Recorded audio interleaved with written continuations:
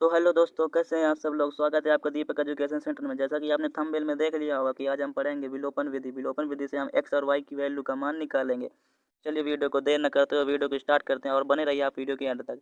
चलिए हम वीडियो को स्टार्ट करते हैं। तो देखिए, हमने यहाँ पास दो समीकरण ले लिया है। तो देखिए हमारा समीकरण क्या है। हमारा समीकरण है 2x प्लस 3y बराबर 7। यह हमारा पहला समीकरण और दूसरा समीकरण है 3x माइनस वाई बराबर 5। यह है हमारा दूसरा समीकरण। चलिए हम इनको समीकरण बना लेते हैं। तो देखिए हम यहाँ पर लिख देते हैं समीकरण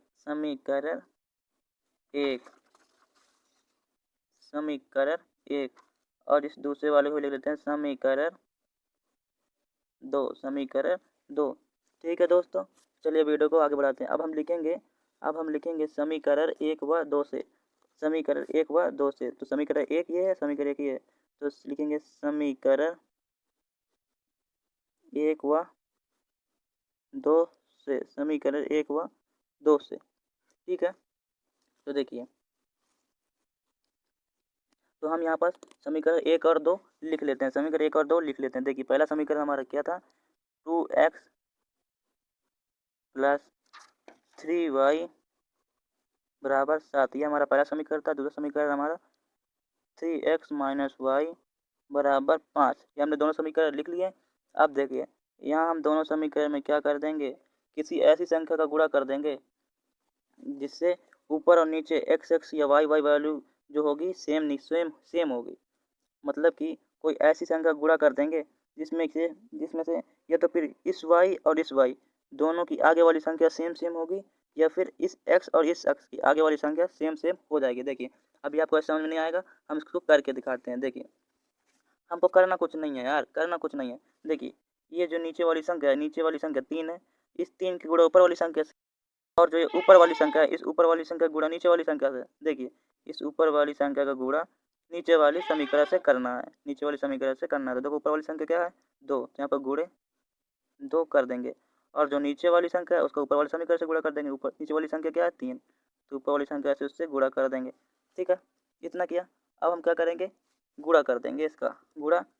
जब 3 का पूरे समीकरण से गुणा करेंगे तो देखिए क्या आएगा। जब 3 का 2x से गुणा करेंगे, 2 का 2 6 एक्स, बीच में प्लस का चिन्ह लगा दिया।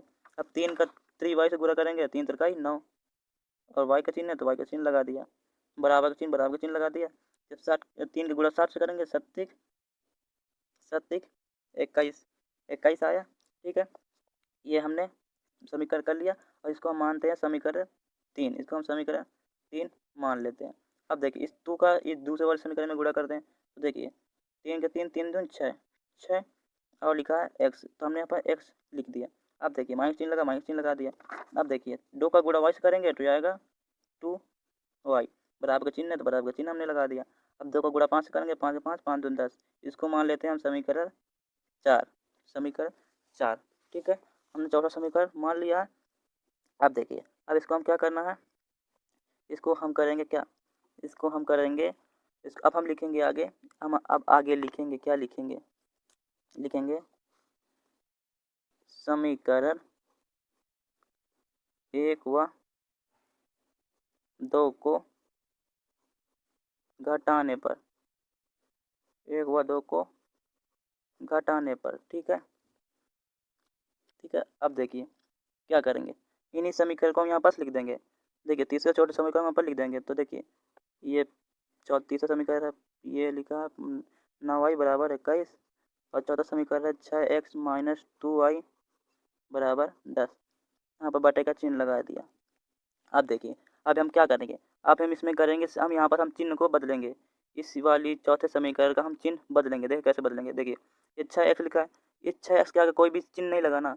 जैसे हमने पढ़ा, अगर किसी संख्या के आगे कोई चिन्ह ना लगाओ, ना, तो उसके आगे प्लस का चिन्ह हमेशा लगा होता है। देखिए इसके आगे प्लस का चिन्ह है, प्लस का चिन्ह बदल के क्या हो जाएगा, माइनस का हो जाएगा। प्लस का चिन्ह बदल के माइनस का हो जाएगा। अगर यहाँ पर माइनस का चिन्ह होता है तो बदल के प्लस का हो जाता है। ठीक है, यहाँ पर प्लस का था तो बदल के माइनस का हो गया। अब देखिए यहाँ पर माइनस का चिन्ह है, ये बदल के प्लस का हो जाएगा, ठीक है। अब देखिए इस 10 के आगे कोई चिन्ह नहीं लगा, ना प्लस का लगा ना माइनस लगा, तो इसके आगे प्लस का चिन्ह हमेशा माना जाएगा। जिस संख्या का कोई चिन्ह नहीं लगा उसके आगे प्लस का चिन्ह हमेशा रहता है, तो ये प्लस का है तो ये माइनस का हो जाएगा। अब देखिए, अब इसके ये चौथे समीकरण के ये वाले चिन्ह हम नहीं मानेंगे, अब हम ये वाले चिन्हों को मानेंगे, ये वाले चिन्हों को हम मानेंगे। तो अब देखिए, देखिए ये प्लस का 6x और ये माइनस का 6x, ये वाला चिन्ह मानेंगे अब नीचे वाले, तो ये प्लस का 6x और ये माइनस का 6x, तो 6 से 6 जाएगा, कितना बचेगा? देखिए हम आपको बताते हैं। देखिए यहाँ पर देखिए ये लिखा है 6x प्लस का और 6x लिखा है ये माइनस का, तो प्लस माइनस कट के आएगा 0, प्लस माइनस कट के आ जाएगा 0। तो हम चाहे यहाँ पर 0 लिखें या नहीं लिखें हमारी मर्जी, चलिए हम 0 नहीं लिखते हैं, ठीक है ना। अगर आपकी मर्जी हो तो लिख भी सकते हैं, कोई गलत या सही नहीं हो जाएगा, मतलब सही हो जाएगा लेकिन गलत नहीं होगा, ठीक है। अब देखिए ये 9y, अब देखिए ये प्लस का 9y और ये भी प्लस का 2y, ठीक है। तो प्लस प्लस 9 से 9 और 2 9 2 11, 9 2 11 y, 11y, ठीक है। यहाँ पर हम लिख देंगे 11y, ठीक है। अब देखिए यहाँ पर लिखा है प्लस का 21, प्लस का चिन्ह दिखाई नहीं दे रहा, कोई चिन्ह नहीं दिखाई दे रहा, इसलिए हम प्लस का यहाँ पर माने हैं। यहाँ पर लिखा माइनस का 10, जब 21 से 10 जाएगा बचेगा 11, 21 से 10 जाएगा बचेगा 11, बराबर का चिन्ह लगा दिया, यहाँ पर लिख दिया 11, ठीक है। अब देखिए अब इस 11 को भी हम बराबर के इस साइड ले आएंगे, तो हम बचे खाली y, जहाँ पे बराबर के इस साइड आएगा, इस 11 बराबर के इस साइड आएगा तो ये आएगा बटे में, तो बटा 11, ठीक है। तो देखिए अब ये 11 से 11 कैंसिल, तो y बराबर निकल के आया 1, y बराबर निकल के आया 1। तो देखिए हमने y का मान निकाल लिया, हमने y का मान बड़ी आसान तरीके से निकाल लिया। अब देखिए इस y की मान की मदद से हम x का मान निकालेंगे, इस y की मदद से हम x का मान निकालेंगे। तो देखिए इस y का मान हम किसी भी समीकरण में लिख देंगे, चाहे हम तीसरे समीकरण में लिख दें या चौथे समीकरण में लिख दें या पहले समीकरण में लिख दें या दूसरे समीकरण में लिख दें, तो जिस भी समीकरण में हम लिख देंगे हमारा y का मान निकल के आ जाएगा। तो चलिए हम इस y का मान हम लिखते हैं समीकरण 2 में, समीकरण 2 हमारे ज़्यादा सरल लग रहा है, तो हम समीकरण 2 में हम इस y का मान लिख दे रहे हैं। जहाँ पर हम लिखेंगे हम y का मान समीकरण 2 में रखने पर, ठीक है, हमने ये लिख दिया। अब देखिए हमारा समीकरण 2 क्या है, हमारा समीकरण 2 है 3x माइनस वाई बराबर 5, ये हमारा समीकरण 2 है। तो देखिए हम समीकरण 2 यहाँ पर लिख देते हैं, क्या था हमारा समीकरण 2, 3x माइनस वाई बराबर 5। अब देखिए इस y की जगह हमें क्या रखना है, 1 को रखना है, y की जगह में 1 तो ऐसे रख देंगे, 3x को तो ऐसे लिख देंगे। अब इस माइनस y की हम इस y की जगह हम 1 लिख देंगे, तो माइनस चिन्ह तो यहाँ ये लगा रहेगा। अब इस y की जगह हम 1 लिख देंगे, तो ये 1 आ गया, बराबर का चिन्ह है, अब 5 लिखा है तो 5 लिख दिया। अब देखिए 3x को ऐसे ही लिख देते हैं, बराबर का चिन्ह 5।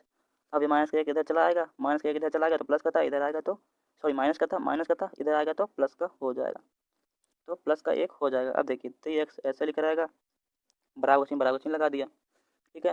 अब 5 और 1 6, 5 और 1 6, ठीक है। अब देखिए इस 3 को भी बराबर के हम इस साइड ले आएंगे, 3 को भी बराबर के इस साइड ले आएंगे, तो यहाँ बचेगा खाली x, यहाँ आया 6, 3 बराबर के साइड आया तो किस में आएगा, बटे में, तो 3 के 3 3 दूनी 6, x का मान निकल के आया, ठीक है इतना, तो x का मान निकल के आया हमारा 2। तो कंग्रेचुलेसन दोस्तों, हमने x और y का मान हमने निकाल लिया।